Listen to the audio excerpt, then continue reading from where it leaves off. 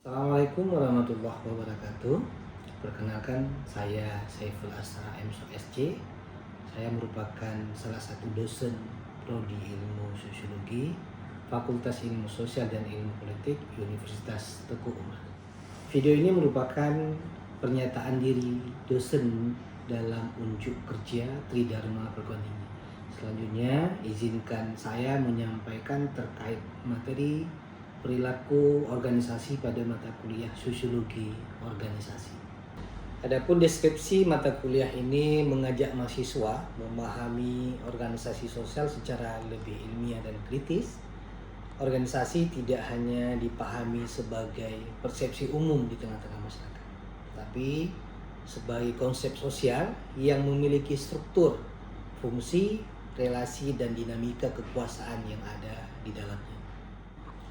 Kemampuan yang diharapkan dalam mata kuliah Sosiologi Organisasi adalah mahasiswa mampu memahami organisasi bukan hanya sebagai tempat berkumpulnya orang-orang, tetapi sebagai bagian dari sistem sosial yang memiliki struktur, aturan, nilai, kepentingan, dan relasi kekuasaan.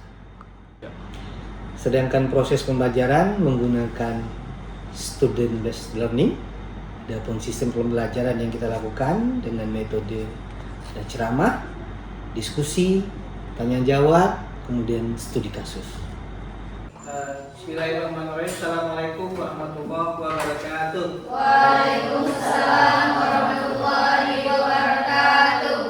Alhamdulillah, puji syukur pada Allah, salam pada Rasulullah. Hari ini kita bertemu kembali dalam mata kuliah Sosiologi Organisasi, di mana hari ini mudah-mudahan kita diberikan kesehatan oleh Allah Subhanahu wa taala. Gimana? Apa kabar hari ini, sehat semua ya? Alhamdulillah sehat. Dan mudah-mudahan kita juga akan mendapatkan berkah untuk hari ini sampai dengan selesai mata pelajaran. Baik, hari ini anak-anak sekalian, kita akan coba kembali lagi mengulang atau mempelajari kembali mengenai masalah perilaku organisasi, di mana ini adalah salah satu bagian daripada materi yang akan kita pelajari pada hari ini dan juga pada semester ini. Nah, tentunya kita akan mencoba untuk melihat kembali apa-apa yang sudah kita pelajari pada minggu yang lalu. Barangkali bisa dijelaskan sedikit mengenai tentang organisasi. Mungkin Rodi, silakan. Organisasi adalah sekumpulan orang yang memiliki tujuan yang sama. Organisasi adalah tempat berkumpulnya sebagian orang untuk mencapai tujuan yang sama. Nah, tentunya dalam organisasi juga dia banyak hal yang bisa kita ambil ataupun kita teliti ataupun kita kaji, kemudian kita pelajari kembali. Salah satunya adalah perilaku organisasi. Nah, pada hari ini kita akan belajar tentang perilaku organisasi. Apa sih yang menjadi latar belakang ataupun pentingnya kita untuk belajar tentang masalah perilaku organisasi? Karena mempelajari tentang perilaku organisasi itu adalah bagian yang tidak terpisahkan bagaimana nantinya organisasi itu kita jalankan dan bagaimana kita belajar tentang masalah tiga hal yang sangat penting nanti di sana. Yang pertama adalah struktur organisasi, kemudian kelompok, kemudian individu, ataupun sebaliknya. Nah, kita akan coba lihat secara pelan-pelan apa yang bisa kita pelajari dalam perilaku organisasi ini. Yang pertama, kita akan coba mengasumsikan bahwa dalam sebagai seorang leader ataupun sebagai seorang manajer, kita akan belajar banyak hal. Untuk menjalankan organisasi dibutuhkannya sebuah pemahaman ataupun dibutuhkannya bagaimana kita memahami tentang masalah keanggotaan ataupun bahkan organisasi itu sendiri, sehingga pada saat kita menjalankan ataupun menjadi seorang leadership ataupun manajer pada sebuah organisasi, itu akan memberikan pemahaman kepada kita tentang bagaimana menjalankan organisasi. Nah, kita akan coba melihat tahapan-tahapan yang ada di dalam sosiologi organisasi ini menyangkut tentang masalah perilaku organisasi. Oke, di sini kita mengasumsikan misalnya manajer itu adalah sebagai administrator. Nah, di mana manajer ini bertindak sebagai individu yang bertujuan untuk mencapai tujuannya melalui orang lain. Nah, manajer ini kita asumsikan dalam sebuah perusahaan, kemudian dia juga berlaku sebagai administrator. Nah, kemudian apa saja yang ada di dalamnya? Yang pertama misalnya ada aktivitas. Nah, aktivitas di dalamnya sebagai seorang manajer ataupun sebagai seorang administrator adalah pertama membuat keputusan. Ini wajib. Karena seorang manajer ataupun seorang leadership pada sebuah kelembagaan atau organisasi, maka membuat keputusan adalah sesuatu yang mutlak dilakukan. Kemudian, bagaimana dia mengalokasikan sumber daya manusia kah, ataupun sumber-sumber yang lain yang memang ada di dalam ruang lingkup pekerjaan ataupun naungan daripada sebuah organisasi. Kemudian, dia juga mengatur aktivitas bawahan untuk mencapai tujuan. Di sini, kalau misalnya kita lihat ringnya, ada manajer sebagai administrator, kemudian dia bekerjanya pada sebuah lembaga ataupun pada sebuah organisasi. Kemudian di sini Pak, apa yang dimaksud dengan organisasi? Nah, seperti mungkin yang disampaikan oleh Rodi tadi, bahwa di sini dijelaskan sebuah unit sosial yang berkoordinasi secara sadar, terdiri dari 2 orang atau lebih dan berfungsi dalam suatu dasar yang relatif terus-menerus guna mencapai satu ataupun serangkaian tujuan bersama.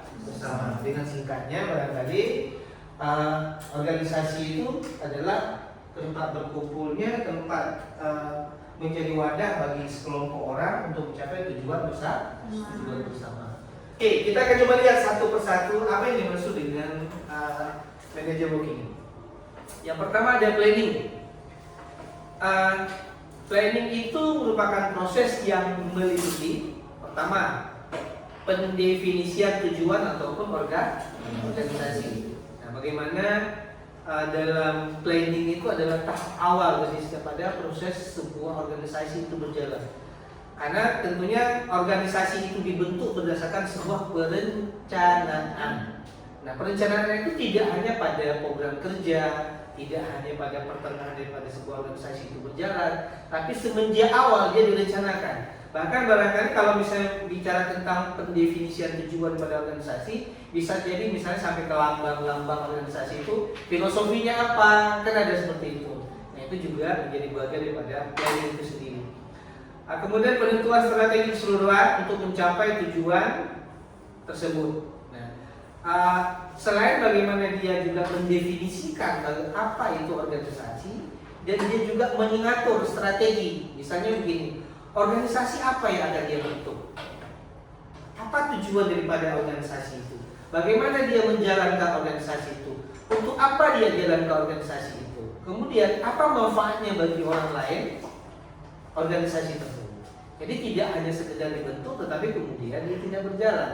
Nah, ini yang disebut juga dengan sebuah penentuan strategi bagaimana menentukan pada tujuan organisasi. Kemudian dalam planning atau dalam perencanaan juga bicara tentang masalah pengembangan serangkaian rencana komprehensif untuk menggabungkan dan mengkoordinasikan berbagai macam aktivitas yang ada di dalam sebuah organisasi. Mungkin kita sudah pernah belajar tentang masalah sistem. Bagaimana bicara tentang masalah sistem itu adalah serangkaian yang tidak terpisahkan antara satu sama lain. Organisasi adalah sebuah sistem yang berjalan. Makanya di sini ketika sebuah sistem itu berjalan, maka rangkaian-rangkaian semua kegiatan, semua koordinasi, semua aktivitas harus digabungkan atau dikoordinasikan satu sama lain sehingga dia berjalan sesuai dengan yang direncanakan. Jadi begitu. Jadi pemahaman dasar tentang masalah planning, Bapak pikir ini sudah pernah kita belajar tentunya. Kemudian kita lanjutkan pada tahap kedua, yaitu organizing. Nah, apa saja sih yang ada di dalam organizing? Yang pertama, kalau misalnya kita lihat pada manager working ini, dia menentukan tugas yang harus dikerjakan. Bagaimana kita bisa melihat bahwa organizing itu berjalan atau tidaknya dalam sebuah organisasi sangat bergantung kepada bagaimana organizing itu diterjemahkan dalam sebuah organisasi dalam bentuk misal penentuan tugas yang harus dikerjakan. Dalam setiap organisasi ada struktur yang sudah dibentuk, ada divisi barangkali yang sudah disusun, kemudian ada bidang-bidang yang sudah menjadi bagian daripada organisasi tertentu. Nah, kemudian tentunya penempatan setiap bidang, setiap organisasi itu harus dilakukan berdasarkan misalnya fit and proper test misal, atau menentukan berdasarkan kapasitas keilmuannya. Kalau seseorang pahamnya di bidang ini, maka dia harus ditempatkan pada bidang tersebut. Kalau seseorang pahamnya di bidang ini, maka dia harus pada bidang tersebut. Tidak boleh ditumpang tinggikan ataupun tidak, atau sebaiknya tidak diberikan pada orang yang tidak paham tentang bidang yang dia geluti. Kemudian siapa yang mengerjakan tugas tersebut? Dalam pembagian pekerjaan, tentunya setiap divisi itu sudah diisi oleh orang-orang yang memang sudah berdasarkan penentuan tugas dan pekerjaan. Nah, kemudian siapa yang akan mengerjakan tugas tersebut? Kita pernah belajar kemarin tentang masalah hakikat pengorganisasian. Pernah ingat? Masih tentang siapa? Who? Masih ingat? Masih ingat? Nah, itu contohnya. Siapa mengerjakan apa dan siapa yang bertugas apa. Nah, itu intinya seperti itu. Bicara tentang masalah hakikat pengorganisasian. Kemudian bagaimana tugas tersebut dikelompokkan? Apakah memang tugas tersebut serta-merta diberikan begitu saja tanpa pengelompokan? Tidak. Dalam organisasi dia harus disusun sedemikian rupa sehingga pengelompokan pekerjaan itu sistematis, tidak tumpang tindih, tidak mendahului satu sama lain, sehingga apa? Ketika pekerjaan tersebut dilakukan, dia akan bersinergi antara satu bidang dengan bidang yang lain. Kemudian siapa melapor kepada siapa dan di mana keputusan-keputusan dibuat. Koordinasi daripada jenjang struktur organisasi itu terbentuk berdasarkan tupoksi daripada pengelompokan yang ada di dalam organisasi. Salah satunya adalah siapa yang bertanggung jawab kepada siapa, siapa yang melapor kepada siapa, dan siapa yang akan mengambil keputusan dari setiap kebijakan yang diambil di dalam sebuah organisasi. Nah, ini adalah tentang organisasi. Selanjutnya kita akan coba lihat dalam sektor leading. Oke. Apa yang dimaksud dengan sektor leading? Ya, leading adalah proses yang mencakup pemberian motivasi kepada karyawan. Dan terkadang dalam sebuah organisasi ini menjadi kegiatan wajib yang harus dilaksanakan oleh sebuah organisasi untuk memberikan motivasi kepada karyawan. Ya, kemudian mengatur aktivitas individu, ya. Kemudian memilih saluran komunikasi yang paling efektif, dan terakhir adalah penyelesaian konflik. Dalam komponen ataupun dalam sistematika sebuah kelembagaan, mengatur, selain memberikan motivasi, mengatur aktivitas individu itu sangat penting. Karena apa? Ketika individu ini dari setiap kelembagaan ataupun dari setiap struktur yang ada tidak mampu mengerjakan aktivitas sebagaimana mestinya, maka dia harus diberikan arahan, dia diberikan barangkali lebih kepada petunjuk untuk bagaimana dia kembali kepada kegiatan-kegiatan yang semestinya. Kemudian dia memilih saluran komunikasi yang paling efektif. Bagaimana instruksi itu datang dari sebuah sumber kemudian disampaikan kepada objeknya, maka bagaimana dia memilih itu akan menentukan bagaimana efektif atau tidaknya sebuah informasi itu ataupun sebuah pesan itu tersampaikan dengan baik. Dan leading juga di sini dia bertugas bagaimana menyelesaikan konflik dalam sebuah organisasi. Jadi dalam sebuah organisasi dan dinamika yang berkembang di dalamnya tentunya tidak akan terlepas daripada sebuah konflik ataupun hal-hal yang tidak diinginkan. Nah, ini menjadi tugas daripada leading untuk menyelesaikannya. Kemudian ada yang disebut juga dengan controlling. Bagaimana controlling ini memantau aktivitas untuk memastikan aktivitas tersebut menyelesaikan seperti yang telah direncanakan dan membetulkan penyimpangan yang signifikan. Nah, di sana juga ada pendekatan fungsi. Ini pendekatan fungsi barangkali kalau misalnya kita melihat pada konsep POWAK, planning, organizing, actuating, dan controlling, maka di sana yang disebut dengan feedback ataupun umpan balik. Nah, kalau di sini controlling ini berfungsinya untuk apa? Controlling adalah untuk melihat sejauh mana apa yang telah direncanakan pada planning kemudian dilaksanakan, lalu di actuating kan ya, kemudian sampailah kepada controlling. Controlling ini berfungsi untuk melihat sejauh mana planning itu terlaksana dengan baik, lalu di actuating. Kemudian pada saat akhir daripada sebuah program ataupun sebuah kelembagaan, dia akan dilakukan evaluasi. Nah, hal yang paling mungkin controlling ini hal yang paling sederhana dalam kehidupan sehari-hari, kita sering menyebutnya adalah evaluasi. Evaluasi apa? Untuk melihat sejauh mana pencapaian yang sudah kita lakukan. Ada 3 aktivitas alokasi ya, aktivitas manajer menurut waktu. Nah, kita bisa lihat di sini ada average manager. Average manager apa? Ini rata-rata manajer ya, rata-rata manajer. Nah, seseorang manajer itu dia memiliki pemahaman ataupun perilaku berdasarkan perilaku organisasi. Ada 3 di sini. Pertama adalah average manager, yang kedua adalah successful manager, dan yang ketiga adalah effective manager. Nah, effective manager. Yang pertama coba kita lihat masing-masing warna di sini. Yang warna biru dia menggambarkan tentang traditional manager. Kemudian yang kedua menggambarkan tentang human resource management, kemudian communication, kemudian yang terakhir adalah networking. Oke, kita coba lihat ataupun kita membedah tentang masalah average manager. Average manager dalam aktivitas ataupun alokasi manajer dia ini ternyata tradisional itu adalah 32%. Nah, 32% ini menggambarkan bahwa tupoksi daripada pengambilan keputusan itu sangat besar di situ. Oke, apa tadi traditional manager? Apa tadi? Pengambilan keputusan, kemudian perencanaan. Nah, itu sesuatu hal yang memang menjadi sebuah dasar di sana. Nah, kemudian setelah itu human communication.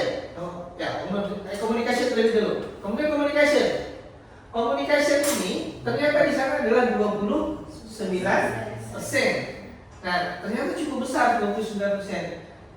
Rata-rata daripada sebuah aktivitas yang dilakukan oleh seorang average manager adalah komunikasi itu berdiri pada 29%. Kemudian ada human resource management yaitu sebanyak 20%. Kemudian yang terakhir adalah networking. Oke, pertanyaannya kenapa networking di sini lebih kecil dibandingkan dengan yang lain?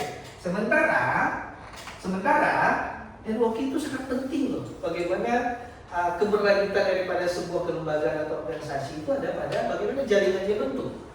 Nah, ternyata di sini tidak begitu. Ternyata di sini dia hanya 19%.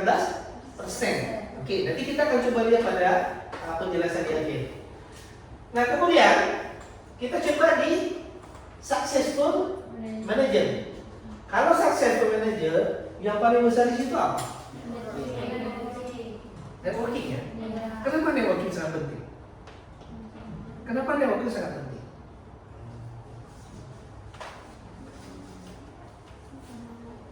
Oke, nanti kita jawab. Kenapa di successful manager itu sangat penting? Nanti kita jawab di akhir. Kita coba lihat dulu effective manager. Effective manager ini yang paling besar adalah communication. Kenapa komunikasi lebih penting di situ? Ingat dulu rumus dasar tadi ya, bahwa semakin besar seseorang, maka semakin besar perannya. Semakin kecil seseorang, maka yang dia miliki adalah technical skill. Masih ingat tadi? Ada berapa tadi? Ada 3 tadi. Nah, jadi technical skill ini, nanti kita lihat mana yang seharusnya technical skill, mana yang selanjutnya. Nah, ternyata di sini, kalau kita lihat dari 3 peran ini, ada average, ada successful, ada effective. Kalau seandainya kita kan ada berapa tadi ini? 3. Pertama, technical skill. Yang kedua, human skill. Yang ketiga, conceptual skill. Di mana di antara ketiga ini kita pasangkan satu sama lain?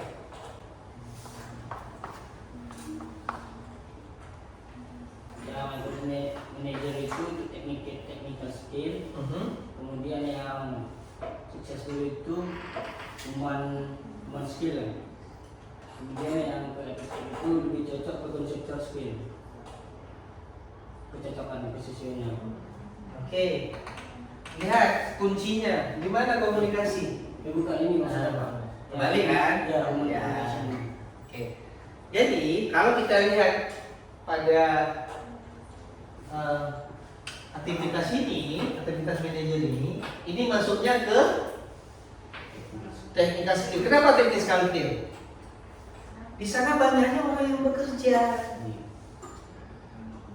Tidak banyak orang yang memberikan perintah. Tidak banyak orang yang mengambil keputusan. Yang mereka lakukan adalah bagaimana melaksanakan pekerjaan berdasarkan tupoksi mereka, berdasarkan skill yang mereka miliki. Kemudian yang kedua, ini masuknya kemana? Human resource. Kenapa? Karena komunikasinya lebih tinggi. Human resource, humas termasuk di situ ya. Bagaimana sebuah kegiatan itu disosialisasikan, disampaikan baik secara internal maupun secara eksternal. Jadi itu dia. Kemudian yang terakhir, manager, successful manager, yaitu siapa?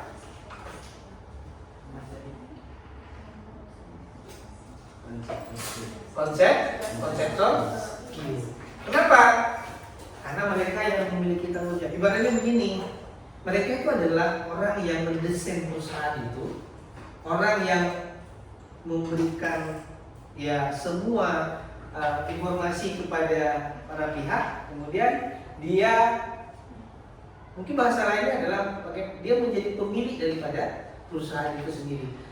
Kalian pernah lihat pernah lihat film-film, misalnya film Korea. Dalam film Korea itu kan ada ketua, ada direksi, sering sekali disebutkan itu dalam film-film itu. Jadi kalau seandainya konseptual skill ini siapa? Dia itu adalah dewan direksi. Nah, kemudian dewan direksi ada siapa dewan direksi? Ada nggak? Dewan direksi. Dewan direksi ini siapa? Pemilik saham. Pemilik saham, ya kan? Di bawah direksi baru direktur. Di bawah direktur baru manajer. Itulah istilahnya. Konseptor ini dewan direksi. Mereka yang memiliki saham, mereka yang punya perusahaan itu. Karena di bawahnya adalah mereka-mereka yang ada di dalam efektif. Ya, kemudian baru yang terakhir adalah di bawah average. Semakin teknis seseorang, maka ruang lingkupnya semakin kecil. Semakin kecil seseorang, maka pengaruhnya semakin kecil juga.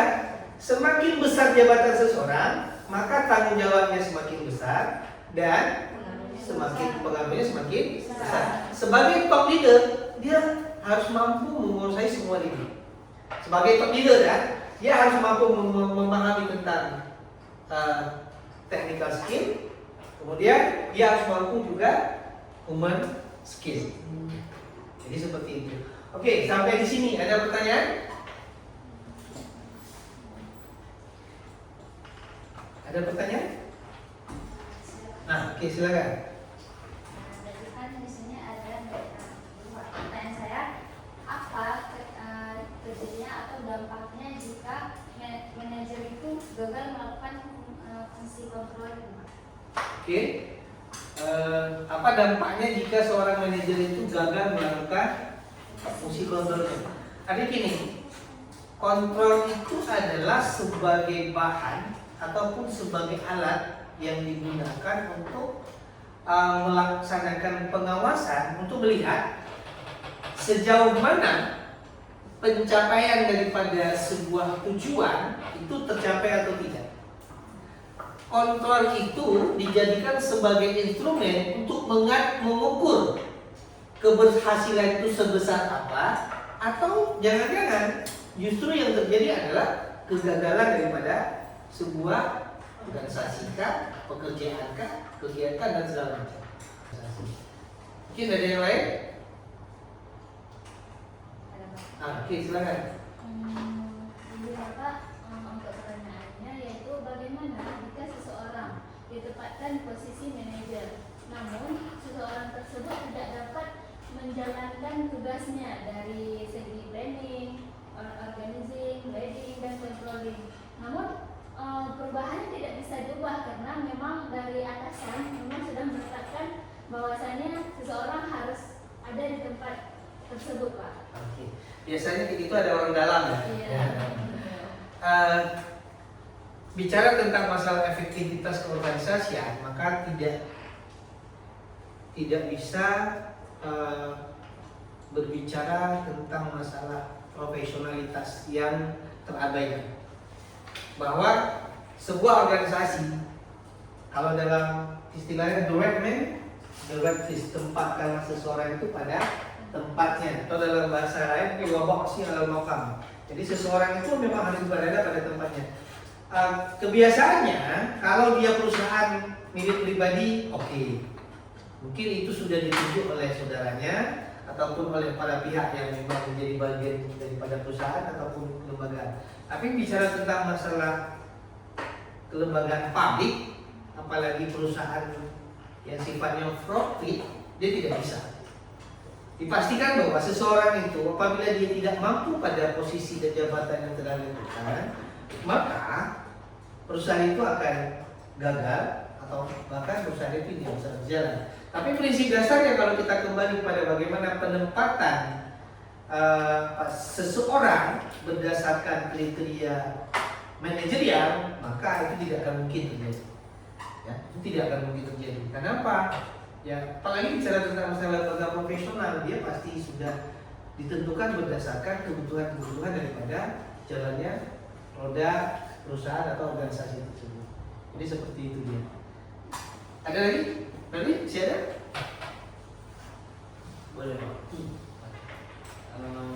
Bagaimana teknik seorang leader atau manajer dalam mengambil keputusan yang efektif dalam menyelesaikan suatu problem yang ada? Oke, bagaimana seorang manajer yang efektif ya?